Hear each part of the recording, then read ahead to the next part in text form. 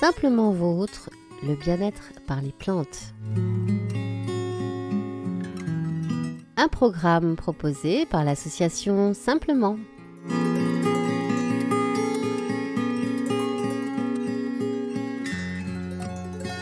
Bonjour à toutes, bonjour à tous. Je suis bien sûr, comme chaque semaine, en compagnie des membres de l'association Simplement, à savoir les deux Daniel. Bonjour mesdames. Bonjour. Et Odile, bonjour. Bonjour.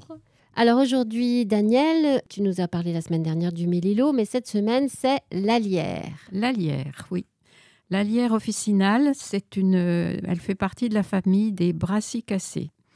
Donc c'est une plante qu'on va surtout rencontrer au printemps et à l'été. Donc là, il faut essayer de bien la reconnaître maintenant pour pouvoir s'en servir bientôt. Donc c'est une plante qui a une odeur d'ail. Donc on l'appelle aussi l'herbe à l'ail. Elle est très commune et on la trouve dans les fossés, un peu ombragés, un peu partout. Là, je vois autour des terrains de tennis, il y en a partout. Ah donc, oui.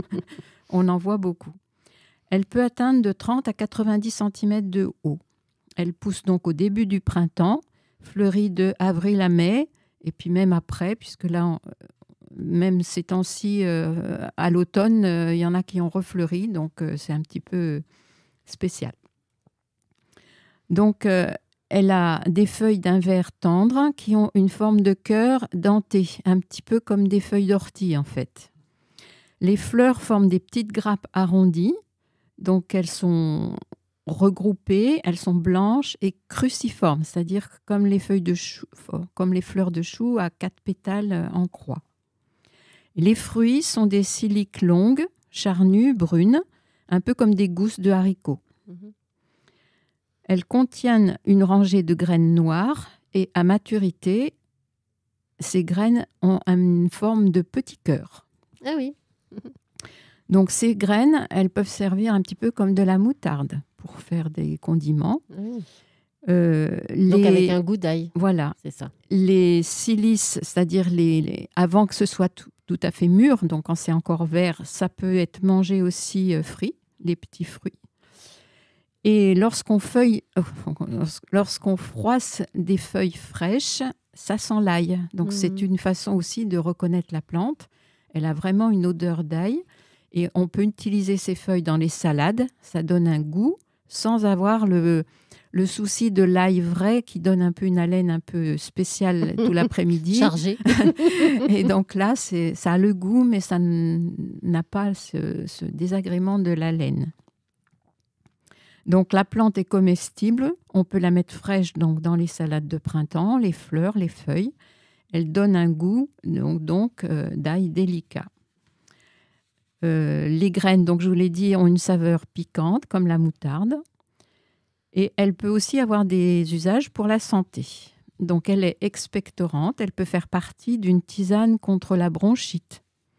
Elle est anti-asthmatique, antiputride, c'est-à-dire qu'elle peut être utilisée contre des plaies ou des ulcères. Mais il faut l'utiliser fraîche, puisque après elle perd ses propriétés quand on la sèche. Donc je vous ai dit qu'on pouvait l'utiliser pour les repas, par exemple dans une soupe de petits pois. Ah oui. Vous mettez avec 1 kilo de petits pois frais, donc après il en reste quand même un peu moins une fois épluché, avec des oignons blancs. Donc, vous faites une soupe et au moment après l'avoir moulinée ou avant de la mouliner, mais une fois cuite, vous mettez une poignée de feuilles d'alière fraîches et puis vous rajoutez hors du feu une noix de beurre et tout ça, ça donne un petit parfum qui doit être pas désagréable du tout. Mais tu n'as pas essayé. Pas essayé. Ah, il faut essayer. En servant dans des bols avec quelques petites fleurs d'alière dessus, ça fait une petite soupe très originale. Et très jolie. Voilà, on peut utiliser l'alière toujours avec des feuilles fraîches sur des canapés en apéritif. Pareil, on les hache, on les mouline et on les mélange avec le beurre. On peut tartiner comme ça. Et donc, on a le petit goût d'ail qui est toujours agréable. Donc, ce beurre fabriqué avec l'ail, on peut le mettre sur... il faut du bon pain et après, ça vous fait des amuse-bouches, comme on appelle ça, des canapés, pour un petit apéro un peu sympa. Voilà, donc c'est une plante qu'on trouve partout et qui vraiment, au printemps, vous offre des hors-d'œuvre Délicieux. gratuits. Ouais, super. Moi, je vais faire attention maintenant. Je vais essayer de la Mais c'est repérer, vrai que celle-ci. cette odeur d'ail, elle est très, on la ressent bien et c'est vrai que c'est très bon. On a goûté dans les salades, Oui, dans les salades, mais c'est bon. c'est très bon.